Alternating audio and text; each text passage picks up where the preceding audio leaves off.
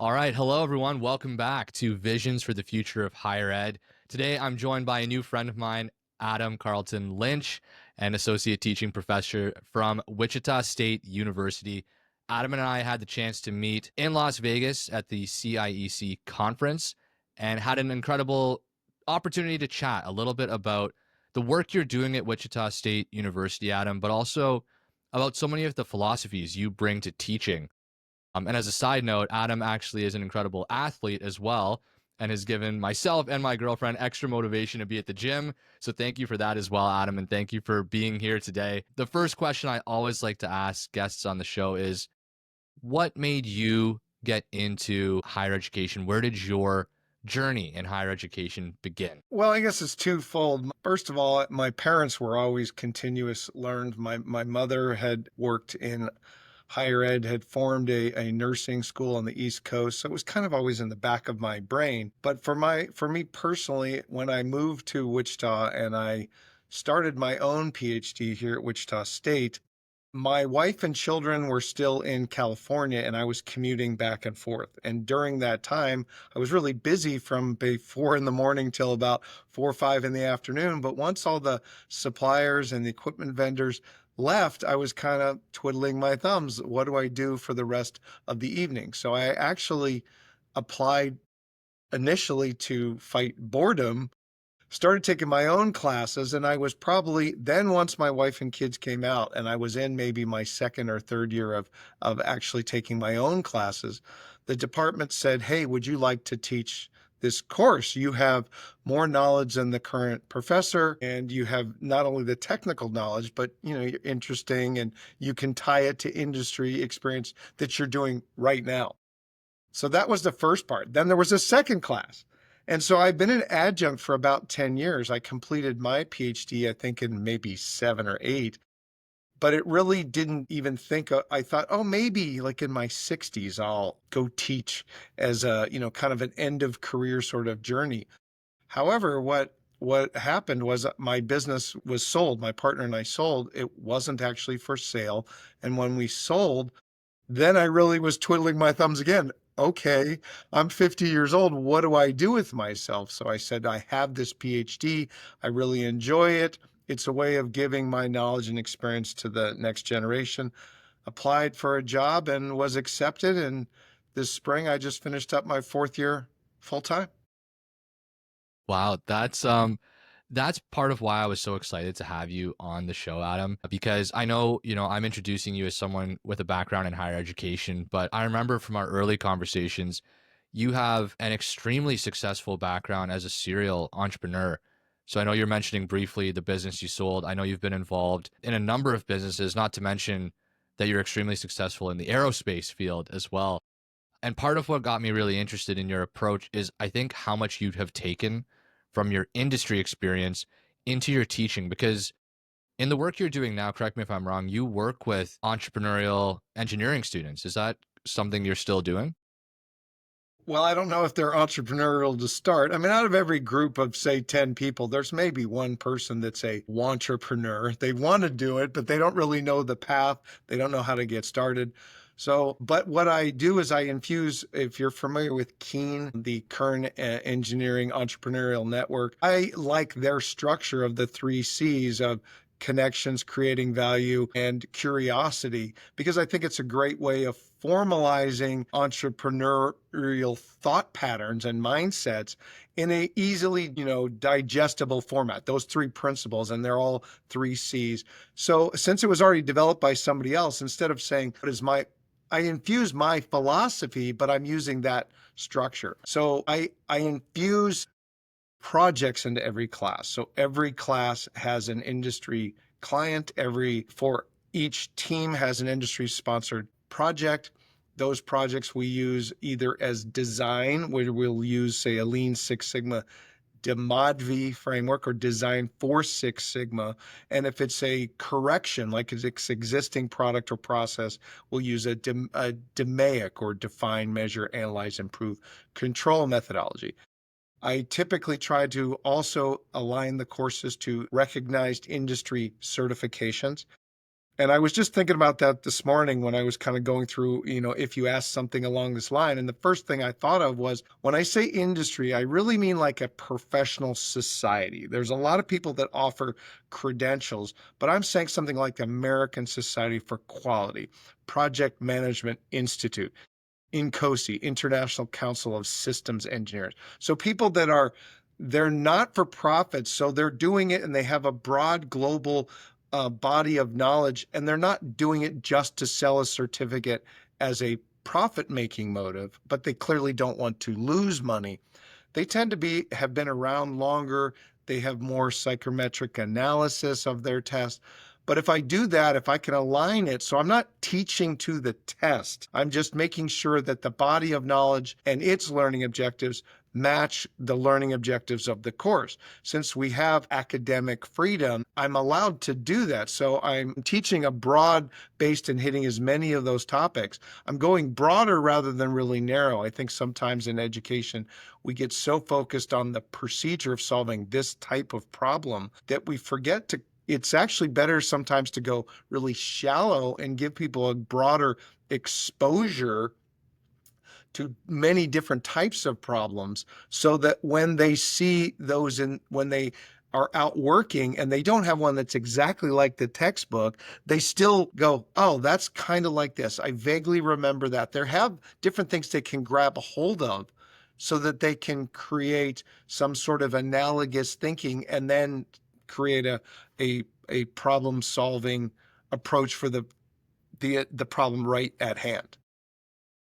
That makes a ton of sense. And it's part of what made me really curious about the work you're doing when we met, because I was just at another conference halfway around the world in Turkey, and we were talking about the needs of industry partners from a co-op standpoint. So what kind of skills are employers looking for students to have when they do join a team through an internship, through work integrated learning, through co-op?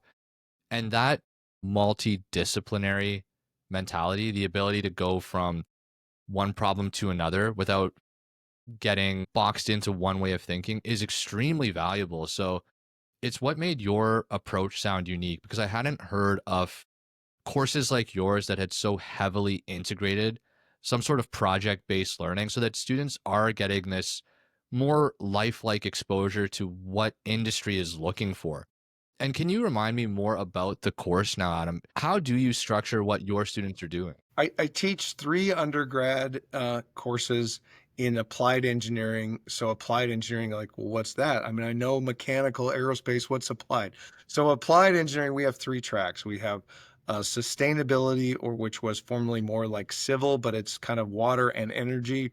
Sustainability. One's on engineering management, although it really is it's almost, I'll say, like mechanical engineering light.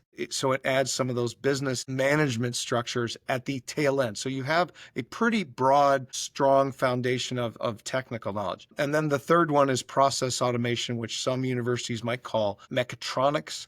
So it is like sensors, actuators, PLCs, SCADA sort of things. So I straddle more of the process automation and the engineering management because of both my background and, well, that's what I've been assigned. Sometimes we have to do things that we don't want to do until we get good enough, and then we can start doing what we'd like to do. So for the classes, for example, the grad ones are the ones I've been doing the longest, and they have the most direct ties. So one is lean manufacturing. So I tie that to the Society for Manufacturing Engineers body of knowledge for their bronze certification. So I actually started using the textbook. The textbook was created as a handbook from the American Society for Quality in partnership with SME. It has 4 modules, and so I actually break up my course, 16-week course, into those 4 modules.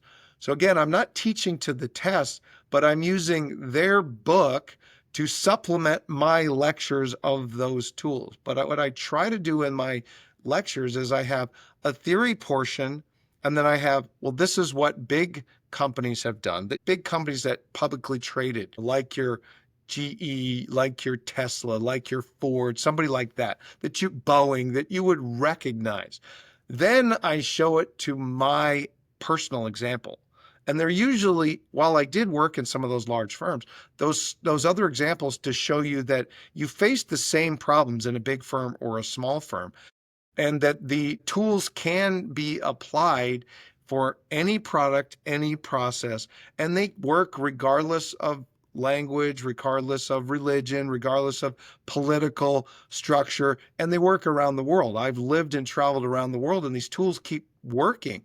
So I infuse that. I'd say that, you mentioned something that the students like it. I think they don't like it in the first 2-3 weeks. They actively hate it because it's so different than the rest of their classes. Nobody else Right. makes me do this. Nobody else talks so much about their own industry experience. Nobody else makes me turn something in every week. Nobody makes me turn something in each week that has been reviewed by an industry partner before I turn it in for a grade. So they really don't like it the first time they've had me, but they start to understand and appreciate it when they're, say, about week 8 or 9 again of a 16-week semester. But they actively start professing that to other students that they should take my classes, but only in those last few weeks, like week 15, 16, or in some cases, a year or two after they've graduated, because they see how that breadth of exposure and real world impact. I didn't just score well on a test. I was able to show I lowered costs. Therefore, I increased productivity, profitability. I improved quality by lowering defects. When I did that, I had an impact on the operational performance of the company. Simultaneously, I lowered the overall lead time compressed because I was making something once, getting paid for it because it was leaving the factory and getting shipped. So that cost, quality, delivery sort of triad, they realized that when in doubt, if you improve those things pretty much anywhere in the world, doesn't matter if it's in pound or yuan or it's in dollars, everybody likes it when things are more profitable. Everybody likes it when the quality is getting better, and everybody likes it when they get faster. And if I get any pushback, I say, well, do you like that things cost less for your personal life? Do you want your cell phone bill to be more expensive or less? If you don't like it to be faster, stop using Amazon Prime. But of course, we want everything faster. So, but they haven't seen how what they learn in the class can be infused to take that subject matter and apply it. And that at the end of the semester, you can't just core dump a class and go, I got an A, everything's good, I can go on. You have to, by using it, by applying it in a project, it is in that long-term memory, and you're more likely to be able to call it back when you have need of that tool set.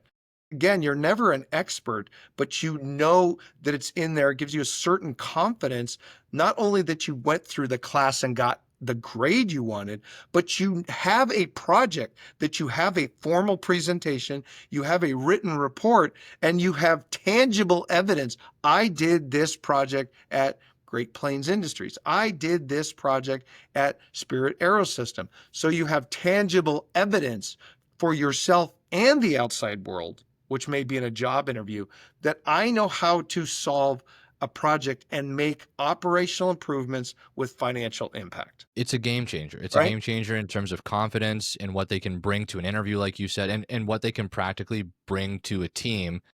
And it's part of a conversation I'm hearing more and more people get interested in. I just had someone else on the show, David Burns. He's the associate VP at Kwantlen Polytechnic. And he was talking about this exact same point, that people are starting to recognize that a grade isn't the best indicator of a skill set. And so his joke was that you can get an A in a lab class, but have burnt down the lab because lab safety is such a small component of the grade. And I thought that was a memorable way to represent that it's true. The grade only tells a very one-dimensional story about the skill set. So I think it's probably why students towards the end of your course start recognizing, wow, these are skills that I can actually see connect to industry. And as I mentioned, my background is engineering. Right. I remember going through courses and asking myself, what is this one-page long calculation for? Why are we proofing this? What does this relate to? And I think once I got an answer that this is the calculation for a dishwasher. And even that was helpful. But without the context, I can understand why students leave the course and go, okay, I got an A, but the skill set doesn't permeate into what they do next. So it's a really interesting approach, Adam. And would you have advice for faculty who are trying to enhance their courses in that way? How do they get started doing something like this, or even if it's Lean Six Sigma specifically? Well, I mean, that's the hardest part is getting started.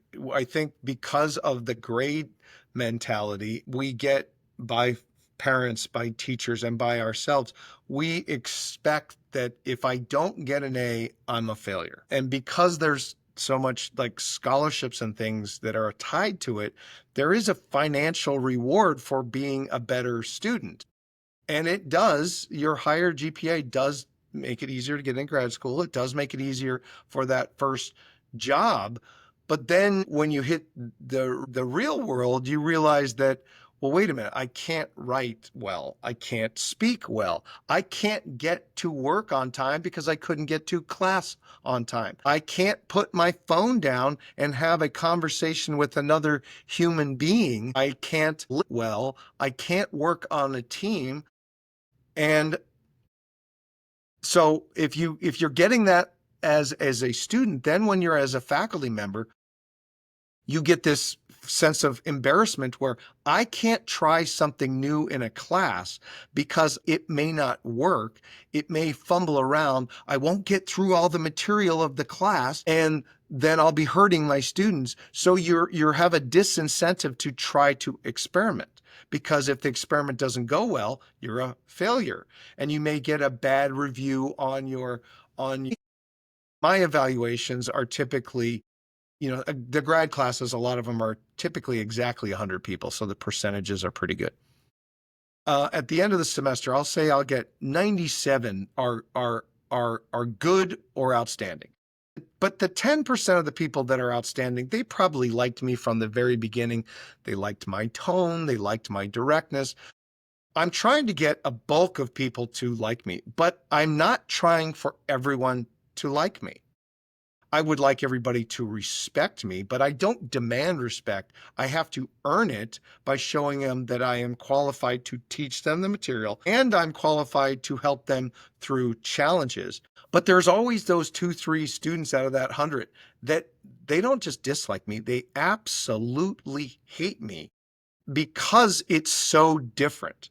And they go, nobody else does this. Well, I mean, think about it. If everybody does what you do, there's no potential for greatness. You have to kind of veer out of it. So I think, how do the faculty do this? They have to understand that it's not going to work right at first, because you have a class that you've been teaching 5, 10, 15, 20 years. You know the pacing, you know the types of grades, you know what the range is. Now you're going to infuse something else, and it's going to mess that up. So it was actually easier for me to start and do that because I didn't have any pacing. I was already used to experimenting within industry, and I'd say, well, let's try this new procedure. Let's try this new product. Let's try this new service offering.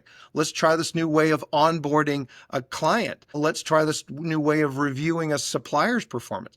And if they didn't work, I would just try something else. So that sort of A/B testing that we know software companies are doing on us all the time, you're experimenting all the time.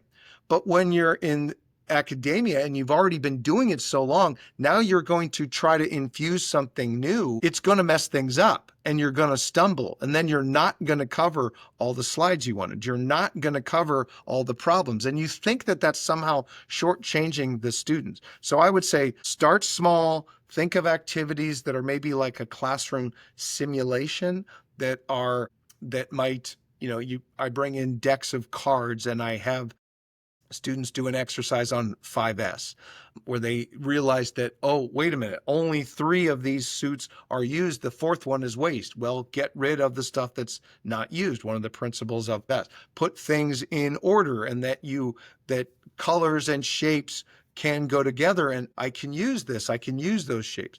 So you could start small, incorporate something, try to break your own resistance to experimentation. And I found that if I tell the students, I'm trying this out, you are my guinea pigs. Some of them go, well, why would you do that? And I said, some other professors are experimenting on you if they're their first year or if they're teaching a class for the first time. They just don't tell you that they're experimenting on you. So I'm telling you I'm doing it and that it may not work. And it's part of the class is that I want them because of that, some of them don't work. And I say, well, that didn't work like I expected. That didn't work like how I read somebody else did this. So they go, well, sir, that was a mistake. And I go, no, that's what we call a failure. And we're all going to get through this. So I'm trying to incorporate things of failure. When I have my undergrad classes, it's a little bit easier because I have sophomores, juniors, and seniors. So I can kind of ramp up the dial to folks from a sophomore. I can give them things and they don't really question me back, right? Because they're still like, well, the professor's probably always right. As a junior, I'm almost encouraging them to say, tell me when you think I'm doing something wrong. And some of them will start to do it. As seniors, more of them will start to say, well, that didn't work. I think this, I feel this, we should try this.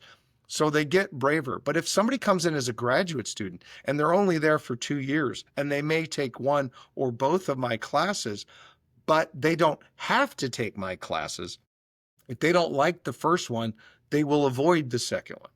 Well, one of the things I've been incorporating is I actually make the first quiz, which is typically given in the second week of the 16-week semester. I make it so hard that every student in the class fails. I remember you mentioning this. Okay, so now think about that. If you're a 4.0 student, 3.8, 3.9, 4.0 student, you're not mad at yourself. You're mad at me. You think, I don't fail classes. I don't fail quizzes. This is not my fault. It's the professor's fault. You're mean. You're unfair. The world isn't like this. So they have this fixed mindset that if there's anything that they fail at, it's the world's fault. It's not their fault. So I say, well, you can drop the class and be chicken and take somebody else's, or you can buy the book, read the book, come to class on time, stay to the end, sit in the first 3 rows, ask questions, take notes by hand, and learn to study differently than what you did for the first quiz.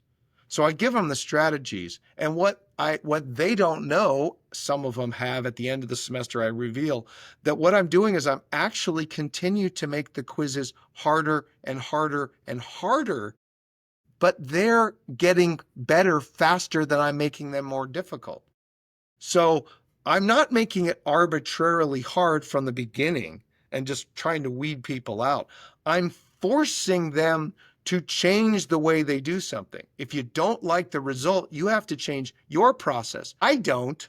I'm already changing it, and I'm changing it to get the best out of you by amping up the intensity. But it's so between week, you don't see the intensity increase. But part of the reason I'm doing that is those industry certifications that we talked about earlier. Those industry certifications are my benchmark.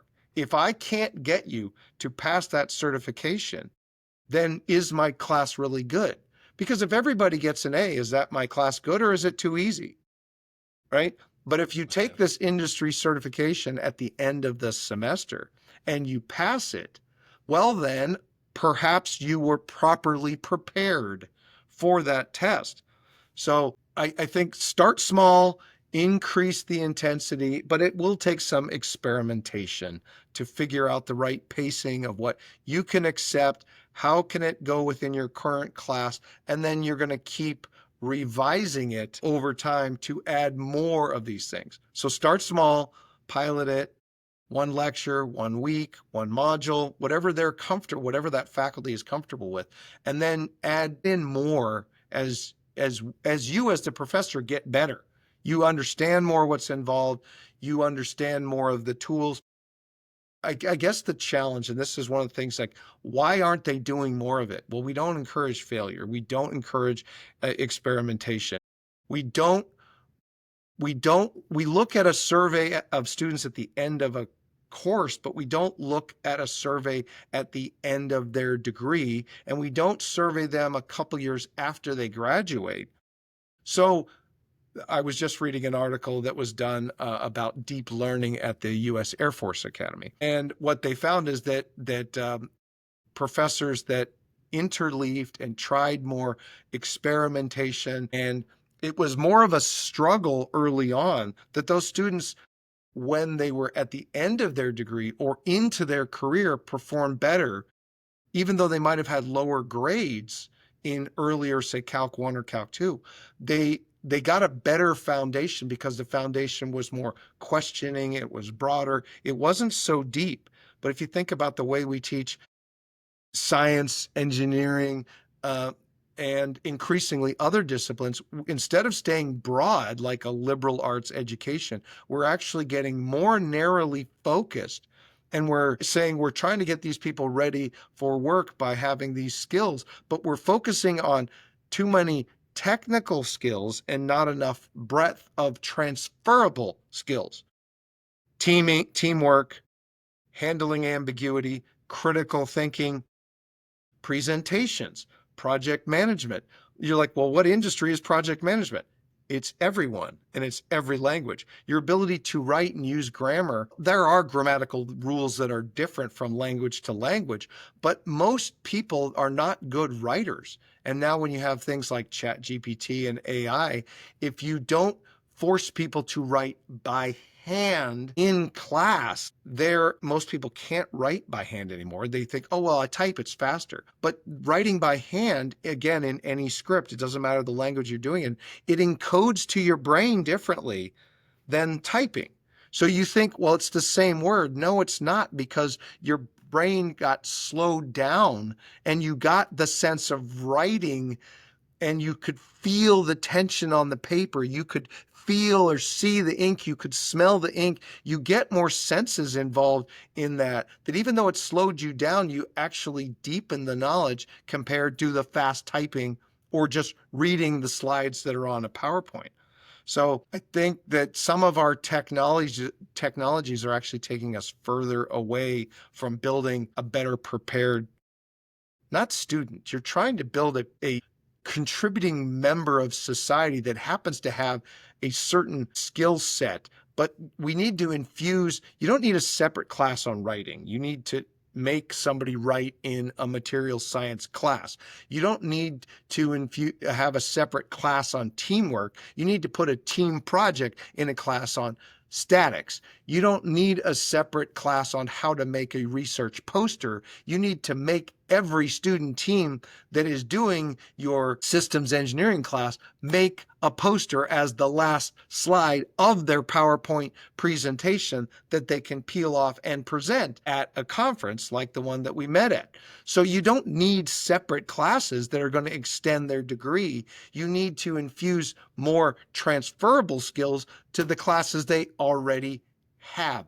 There are so many incredible points in what you just said, Adam, and I'm going to try and distill a couple of them because I know I don't have too much more of your time. I think this concept, the one that stands out the most to me is this what you just last said here.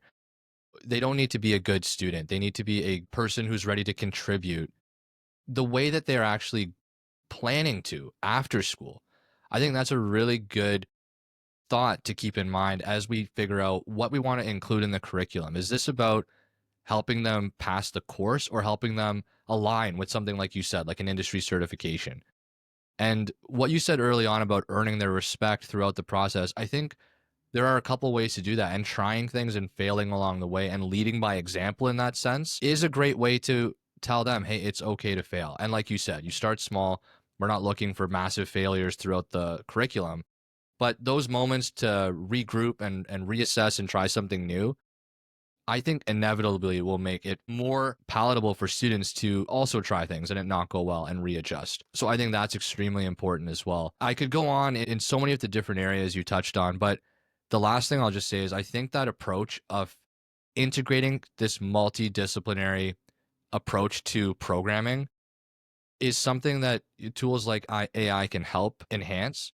But I think it's extremely important to pay attention to those deep learning moments you mentioned, like with writing. I think both hand in hand will be powerful. I think one without the other, we're going to be missing something. But now an engineering student can certainly put together uh, a more comprehensive business plan than maybe I would have when I was going through engineering. Because in my mind, a great product engineered well will sell itself. And it couldn't be further from the truth when you get out there. So introducing students to that concept early on, that there are other teammates they'll need to work with, communicate with, explain their ideas to. The greatest software developer that's unable to explain a timeline is going to have difficulty on a team. I think there are so many pieces of wisdom that you shared in this answer, Adam, that people will truly benefit from. So thank you so much for the time today. Maybe the Welcome. last question I'll ask you to before I let you go here is just, are there any final thoughts you would share, pieces of advice or questions of your own that you would put out to the larger educational community of leaders that are our guests on this show? Well, I mean, it comes back to those same points. It's right. So a project, the good thing about doing a project in industry is it gives somebody to put something on their resume that's not a co-op, it's not an internship, but it is a real project at a real company. That project teaches that if you put them on a team and they don't get to pick their teammates, it's infusing that. If you make them write something and they have a written report, I make it in journal article format, but instead of just saying it's due at the end of the semester, I have them turn it in phases. So if you only have to turn in 2-3 pages, you're less likely to use a tool like an AI because there's 5 of you writing and you only have to write 2 pages. Then they have to give a presentation, so they have to practice public speaking. And then that last slide is a poster, so they have to learn to balance between technical and visual beauty and aesthetics, right? Yes. So you're teaching about colors and fonts and blank space on the page. So you're infusing those transferable skills of public speaking, writing, teamwork, and project management. But I do, and they say, well, what class? And I go, yes. People are like, what? And I go, I do it in every class. So the students learn those skills, but I don't give them a class. There's no class lecture on how to work as a team. There's no class lecture on how to do a paper. It's just that I put examples of previous papers from undergraduate and graduate classes so they can see, oh, well, there needs to be an abstract. Oh, it looks a form, it's a structured abstract. Oh, there's keywords and there's typically like 3 to 5. I don't give them those rules. They find those rules out. Wait a minute, I have to have a problem statement. And that's like a paragraph. Oh, I have to have research questions. And it looks like there's usually one that's on cost, one's on quality, and one's on delivery. So I'm infusing that they have to have an impact on the project. So yes, you can have other ones, but if you don't, at least you're learning something that is of value to a company. I'm not saying that like flexibility, resilience, mental health, sustainability, diversity, all those things are important, but when you get out, the company is not going to change the world if they're not in business the next day. And how do you make them in business the next day? They have to be profitable. They have to be generating cash. They have to deliver quality products on time. So if those key foundational skills are there, again, those are not tied to is that a restaurant? Is that an art gallery? Are you making pencils? Or are you making rockets?